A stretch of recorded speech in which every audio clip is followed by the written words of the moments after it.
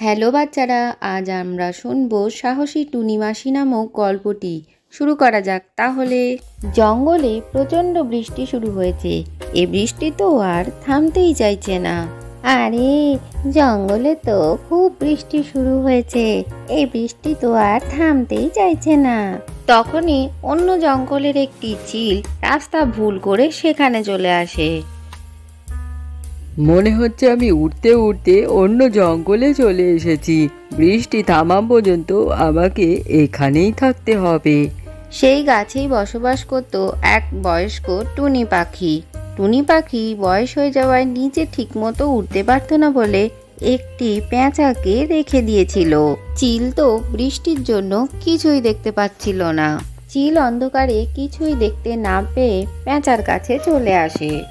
বৃষ্টি তো থামছেই না, আমার তো খুবই খিদে পেয়েছে, আমি যে এখন কি করি। এরপর টুনি মাসির বাসার ছাদ ফেটে সেখান দিয়ে টপ টপ করে জল পড়তে থাকে। ওই পাখিটাকে কতবার বলেছিলাম আমার ঘরটা একটু সারিয়ে দিতে, কোনোভাবেই কান দেয়নি। আজ ওই ব্যাটাকে একেবারেই ছাড়বো না। চিল তো টুনি মাসির কথা শুনে বেশ ভয় পেয়ে যায় আর ভাবতে থাকে এই ঘরের ভেতরে নিশ্চয়ই কোনো বড় পাখি রয়েছে।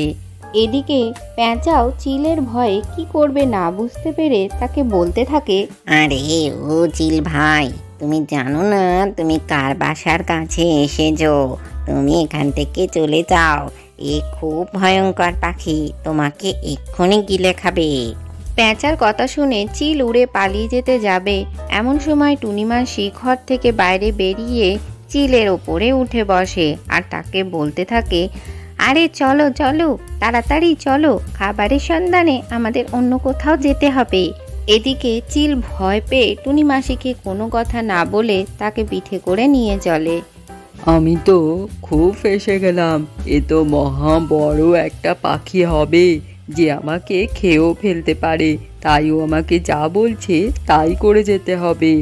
এইভাবে জঙ্গলের মধ্যে দিয়ে উড়তে উড়তে রাত্রি থেকে ভোর হয়ে যায় আর বৃষ্টিও থেমে যায়।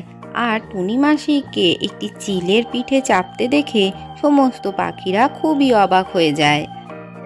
এই সমস্ত পাখিদের মাথা খারাপ হয়ে গেল নাকি? আমি তো চেপেছি একটা পেঁচার ওপরে, তাহলে সবাই এইভাবে দেখছে কেন আমাকে? উঠতে উঠতে টুনি মাসি নিচের দিকে তাকিয়ে দেখে সে পেঁচার পিঠে নয়, একটি চিলের পিঠে চেপেছে। আরে টুনি, তুই যে কি করিস কি বলবো, এবার তোকে কে বাঁচাবে? ওই সামনেই একটা আম গাছ আসছে, ওই আম গাছেই আমি এবার চড়ে বসি। টুনি মাসি ছিল খুবই সাহসী আর বুদ্ধিমতী, তাই সে আম গাছে চড়ে বসে আর চিল উড়ে চলে যায়। চিল উঠতে উঠতে এবার তার বন্ধু শকুনের কাছে এসে হাজির হয় আর তাকে বলতে থাকে, চিল, তুমি এত ভয় পেয়ে আছো কেন? কি হয়েছে? আর বলো না শকুন ভাই, কি বলবো তোমাকে, কাল রাত্রির থেকে উড়ে উড়ে আমার অবস্থা খারাপ হয়ে গেছে। তাকে তোমায় এত ওড়ালো শুনি, আর চিলকে সে ভয় পায় না? সে কি এমন? সে একটি ভয়ঙ্কর পাখি, সে তোমাকেও মেরে ফেলতে পারে। তাই নাকি? বলো দেখি সে কোথায় রয়েছে, তার সাথে আমি মোকাবেলা করে আসি। না না, আমি প্রাণ বাঁচিয়ে অনেক কষ্টে পালিয়ে এসেছি, আমি আর সেখানে যাব না। সে ওই আম গাছে বসে আছে, তুমি গেলে যাও। চিলের কথা শুনে শকুন সেই পাখির কাছে যেতে লাগলো আর চিল বলতে লাগলো, যাও না যাও, প্রাণ নিয়ে আর ফিরতে হবে না বাছাধন।